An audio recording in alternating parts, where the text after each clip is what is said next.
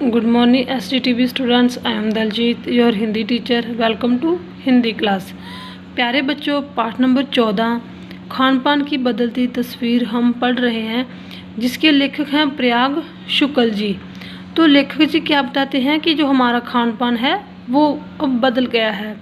पहले लोगों का खान पान कुछ अलग था, लेकिन अब ऐसे खान पान को महत्ता दी जाती है जो जल्दी बन जाते हैं, क्योंकि अब लोगों के पास समय की कमी है और लोग ऐसे ही खाने खाना ज़्यादा पसंद करते हैं जो जल्दी तैयार हो जाते हैं। चलिए प्यारे बच्चों, पाठ का हम भाग नंबर 3 रीड करेंगे।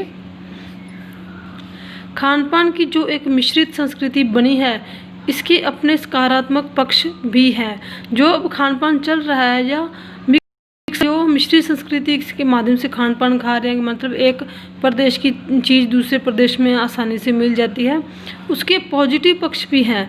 गृहिणियों और कामकाजी महिलाओं को अब जल्दी तैयार हो जाने वाले विविध व्यंजनों की विधियां उपलब्ध हैं, यानी कि समय कम है इसलिए वो ऐसे व्यंजन चाहती हैं जो जल्दी तैयार हो जाएं। नई पीढ़ी को देश विदेश के व्यंजनों को जानने का सुयोग मिला है, भले ही किन्हीं कारणों से, चाहे उसके कारण कोई भी हों और किन्हीं खास रूपों में, क्योंकि यह भी एक सच्चाई है कि ये विविध व्यंजन इन्हें निखालिस रूप में उपलब्ध नहीं हैं।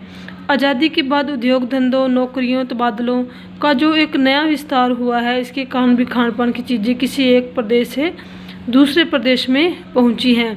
क्योंकि लोग एक जगह से दूसरी जगह जाते हैं तो नॉर्मल सी बात है कि खान पान भी तो जाएगा। बड़े शहरों के वर्गीय स्कूलों में जब दोपहर के टिफ़िन के वक्त बच्चों के टिफ़िन डिब्बे खुलते हैं तो उनमें भी विभिन्न प्रदेशों के व्यंजनों की खुशबू उठती है।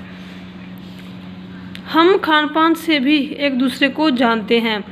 क्या करते हैं हम खान पान से भी एक दूसरे को जानते हैं। इस दृष्टि से देखें तो खान पान की नई संस्कृति में हमें राष्ट्रीय एकता के लिए नए बीज भी मिल सकते हैं। बीज भलीभांति तभी अंकुरित होंगे जब हम खान पान से जुड़ी हुई दूसरी चीज़ों की ओर भी ध्यान देंगे। मसलन हम उस बोली बानी, भाषा भूषा आदि को भी किसी न किसी रूप में ज़्यादा जानेंगे जो किसी खान पान विशेष से जुड़ी हुई हैं।